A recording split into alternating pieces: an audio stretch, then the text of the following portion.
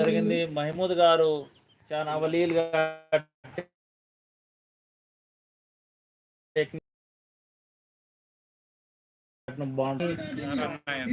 Place లో రావడం వల్ల బౌండరీ 4 రన్నులు మన లతీఫ్ షరీఫ్ గారు చాలా ప్రయత్నం చేసి అది బౌండరీకి రావడంలో అవ్వలేకపోయారు. పూర్తి శక్తులను ఉపయోగించి ప్రయత్నం చేయడం జరిగింది. ఇక్కడ హైదరాబాద్ కృష్ణా మధ్యన టాస్ అయింది. దానిలో హైదరాబాద్ టాస్ గెలిచి మొదలు బ్యాటింగ్ చేయడానికి ప్రయత్నం తీసుకున్నది అవకాశాన్ని. మహమూద్ గారి బ్యాట్కు తగిలి వచ్చిన మొదటి రన్ ఇది. కాబట్టి అందరూ ఒకసారి చప్పట్లతో అతనికి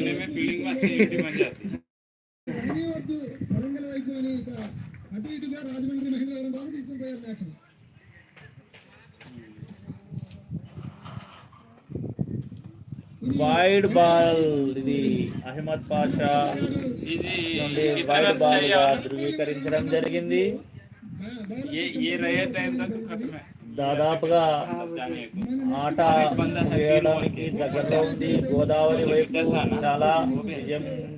చాలా దగ్గరలో ఉంది. దీనివల్ల రన్అట్ మహమూద్ గారు రన్అట్ అయి చాలా చక్కగా పిచ్ లో ఉండి చివరికి రెస్ట్ తీసుకోవాలన్న ఆలోచనతో బ్రహ్మాండంగా అవుతాయి. రెస్ట్ కొరకు అలసిపోయారు వారు. అలసిపోయి రెస్ట్ తీసుకోవడం జరుగుతున్నది. షేక్ పీరు సాబ్ గారు తదుపరి బ్యాట్స్మెన్. కానీ ఓపెనర్ బ్యాట్స్మెన్ జానీయే ఒంటి చేతితో మ్యాచ్ ని గెలిపించడానికి దీనితో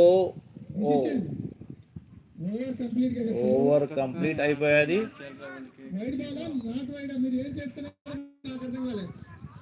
ఈ బాల్ కౌంట్ డెడ్ బాల్ గా నిర్ణయించడం జరిగింది. అది ఏ రకంగా కౌంట్ లో రాదు. ఇంకో బాల్ వేయాలి.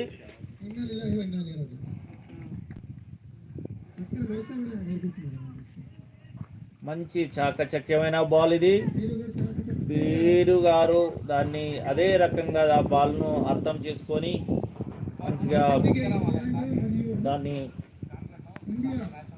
బాల్ వికెట్లకు తాకుండా ఆపడం జరిగింది. కానీ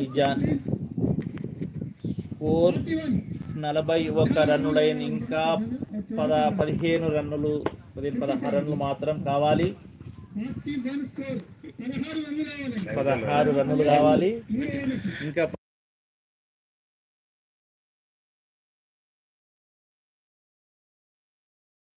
बालक 16 बिला बोल सकते हैं इसको अच्छी तरह जो ना वो वेस्ट गोदावरी की बॉलिंग में भी आखिरी ओवर्स में स्कोर बढ़ गया था वरंगल बी टीम की. इसमें वरंगल बी टीम ये लास्ट ओवर्स में कुछ करके दिखा दिए तो जीतने के ज़्यादा चांसेस है. लेकिन ये ఈ ఓవర్లో మొదటి బాల్ వైట్ గా ధృవీకరించడం జరిగింది.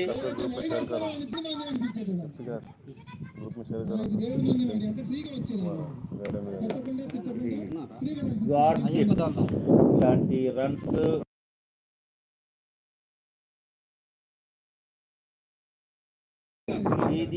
ఈ బాల్ కూడా వైడ్ చేయడం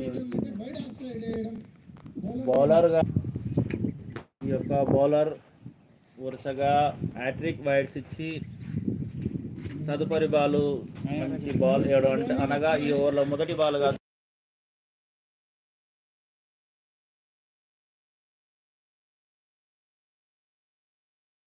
చేయడం వెస్ట్ గోదావరికి ఇంకొక రన్ను వచ్చేసింది.